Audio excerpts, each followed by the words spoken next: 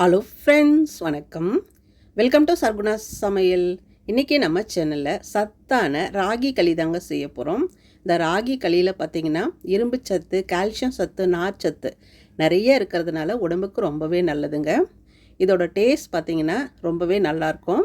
இந்த ராகி களியை வேர்க்கடலை சட்னியோடு சேர்த்து சாப்பிடும்போது ரொம்பவே நல்லாயிருக்குங்க. இதை செய்கிறதும் ரொம்ப ஈஸி தான். வாங்க இந்த ராகி களி எப்படி செய்யுதுன்னு பார்க்கலாம். இதை பண்ணுறதுக்கு அடுப்பை பற்ற வச்சுட்டு ஒரு அடிகனமான கடாய் வச்சுக்கோங்க. அதில் 2 டேபிள் ஸ்பூன் எண்ணெய் ஊற்றிக்கலாம். எண்ணெய் சூடானதும் 1 டீஸ்பூன் கடுகு, அரை டீஸ்பூன் சீரகம் சேர்த்துக்கலாங்க. சேர்த்துட்டு இந்த கடுகு சீரகம் நல்லா பொரிஞ்சதும் 1 டீஸ்பூன் உளுந்தம்பருப்பு கூடவே 1 டீஸ்பூன் கடலைப்பருப்பு சேர்த்துக்கலாம். சேர்த்துட்டு இந்த கடலைப்பருப்பு உளுந்தம்பருப்பு நல்லா செவந்து வர வரையும் இந்த மாதிரி வறுத்தடலாம். இப்போ இது கூடவே மீடியம் சைஸில் ஒரு பெரிய வெங்காயத்தை கட் பண்ணி வச்சுருக்கிறேன், அதையும் சேர்த்துக்கலாம். கூடவே ஒரு பச்சை மிளகாயை கட் பண்ணி சேர்த்துக்கங்க. ஒரு கொத்து கருவேப்பிலையை சேர்த்துட்டு இந்த வெங்காயம் பார்த்திங்கன்னா இந்த அளவுக்கு நல்லா பாதி அளவுக்கு வதங்குற வரையும் வதக்கிக்கோங்க. அடுத்ததாக இது கூடவே ஒரு கைப்பிடி அளவுக்கு முருங்கைக்கீரையை நல்லா ஆஞ்சிட்டு தண்ணியில் அலசிட்டு எடுத்து வச்சுருக்கிறேன், அதையும் சேர்த்துக்கலாம். முருங்கைக்கீரை சேர்த்து செய்யும்போது இந்த ராகி களியோட டேஸ்ட் ரொம்பவே நல்லா இருக்குங்க. முருங்கைக்கீரையில் இரும்பு சத்து அதிகமாக இருக்கிறதெல்லாம் உடம்புக்கு ரொம்பவே நல்லதுங்க. முருங்கைக்கீரை இந்த அளவுக்கு வதங்கினதும் இதில் 1.25 கப் அளவுக்கு தண்ணி சேர்த்துக்கலாம். தண்ணி சேர்த்துட்டு ஒரு முறை கலந்து விட்டுட்டு இதுக்கு உப்பு சேர்த்துக்கலாங்க. ஒரு அரை ஸ்பூன் உப்பு சேர்த்துக்கலாம். உப்பு சேர்த்துட்டு நல்லா கலந்து விட்டுருங்க. இது நல்லா கொதிக்கட்டும், அது வரையும் வெயிட் பண்ணலாம். ஒரு நிமிஷத்துக்கு நல்லா கொதிக்கட்டும். பாருங்கள், நல்லா கொதி வந்துடுச்சு. இந்த டைமில் எந்த கப்பில் தண்ணியை ஊற்றினமோ அதே கப்பில் 1 கப் அளவுக்கு ராகி மாவு சேர்த்துக்கலாம், அதாவது கேழ்வரகு மாவு சேர்த்துக்கலாங்க.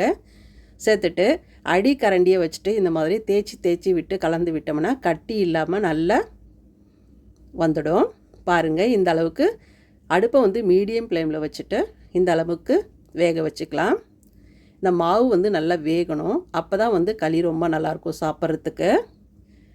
இந்த மாதிரி கொஞ்சம் திக்காயிட்டு வந்ததும் கரண்டியில் இருக்கிறத வலிச்சு போட்டுட்டு அடுப்பை சிம்மில் வச்சுடுங்க. வச்சுட்டு ஒரு 2-3 நிமிஷத்துக்கு அப்படியே மூடி வச்சிடலாம்.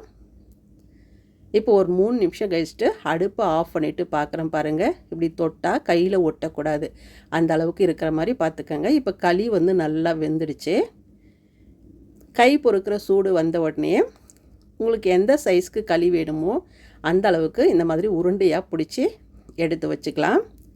இது அப்படியே சாப்பிட்றதுக்கும் ரொம்ப நல்லா இருக்குங்க, நல்ல வாசனையாக இருக்கும். உங்களுக்கு எந்த சைஸ் உருண்டை வேணுமோ அந்த அளவுக்கு பிடிச்சி வச்சுக்கோங்க. நான் ஒரு 2 உருண்டை இந்த மாதிரி பிடிச்சி வச்சுருக்கிறேன். இதை அப்படியேவும் சாப்பிட்லாம். இதை வேர்க்கடலை சட்னியோடு சாப்பிட்றதுக்கு ரொம்ப நல்லாயிருக்கும். வேர்க்கடலை சட்னி அரைச்சிக்கலாம்.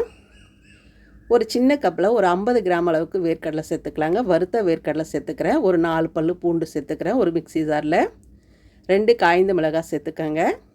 கூடவே ஒரு 1/4 மூடி தேங்காவை இந்த மாதிரி சின்ன சின்னதாக கட் பண்ணி வச்சுருக்கிறேன், அதை சேர்த்துக்கலாம். நீங்கள் துருவி கூட சேர்த்துக்கலாம். ஒரு அரை வெங்காயத்தை இந்த மாதிரி நறுக்கிட்டு சேர்த்துருக்கிறேன். கூடவே 2 பச்சை மிளகாயை வதக்கிட்டு சேர்க்கும் போது இந்த வேர்க்கடலை சட்னியோட டேஸ்ட் ரொம்ப நல்லாயிருக்கும். சேர்த்துட்டு இந்த சட்னிக்கு தேவையான அளவு உப்பு சேர்த்துக்கங்க. தேவையான அளவு தண்ணி ஊற்றிட்டு மிக்ஸி ஜாருக்கு இந்த மாதிரி மூடி போட்டுட்டு ரொம்ப நைஸாக அரைக்காமல் கொரகொரப்பாக அரைச்சி இந்த மாதிரி கிண்ணத்தில் ஊற்றி வச்சுருக்கிறேன். பாருங்கள், நான் இந்த அளவுக்கு தண்ணியாக வச்சுருக்கிறேங்க. இந்த அளவுக்கு இருக்கும்போது களிக்கு ஊற்றி சாப்பிடும்போது ரொம்ப நல்லாயிருக்கும். இதுக்கு ஒரு தாளிப்பு போட்டுடலாம். எப்பவும் போல தான் ஒரு தாளிப்பு கரண்டில் எண்ணெய், கடுகு, சீரகம், உளுந்து, ஒரு காய்ந்த மிளகாய், ஒரு கொத்து கருவேப்பிலை போட்டு தாளித்து கொட்டிடுங்க. அவ்வளோதான், சூப்பராக வேர்க்கடலை சட்னி தயாராகிடுச்சு. பாருங்கள், இது களிக்கு மட்டும் இல்லை, இட்லிக்கு, தோசைக்கு கூட ஊற்றி சாப்பிட்லாம், ரொம்பவும் நல்லாயிருக்கும். எப்பவும் ஒரே மாதிரி இட்லி தோசைன்னு செய்யாமல் ராகி மாவும் முருங்கைக்கீரையும் இருந்தால் இந்த மாதிரி ஒரு முறை ராகி களி செய்து பாருங்கள். வாசனையாகவும் இருக்கும், சாப்பிட்றதுக்கு நல்ல ருசியாகவும் இருக்கும். இந்த ராகி களியை அப்படியே கூட சாப்பிட்லாம், ரொம்ப நல்லாயிருக்கும். ஆனால் இந்த மாதிரி வேர்க்கடலை சட்னி வச்சுட்டு இந்த மாதிரி களியை போட்டு தொட்டும் சாப்பிட்லாம், இல்லைன்னா இந்த வேர்க்கடலையோட சட்னியோட பிசைஞ்சியும் சாப்பிட்லாம். ரொம்ப நல்லாயிருக்கும். எல்லாருமே விரும்பி சாப்பிடுவாங்க. இதில் ஒரு களி சாப்பிட்டாவே போதும், வயிறு ஃபுல்லாகிடும். மதியம் வரையும் பசி எடுக்காது, நல்ல எனர்ஜியாக இருக்குங்க. எல்லாருமே விரும்பி சாப்பிடுவாங்க. இதே மாதிரி நீங்களும் செய்து பாருங்கள். செய்து பார்த்துட்டு எப்படி வந்ததுன்னு கமெண்ட்டில் சொல்லுங்கள். இந்த வீடியோ பிடிச்சதுன்னா சர்க்குணா சமையலுக்கு சப்ஸ்கிரைப் பண்ணுங்கள், லைக் பண்ணுங்கள்.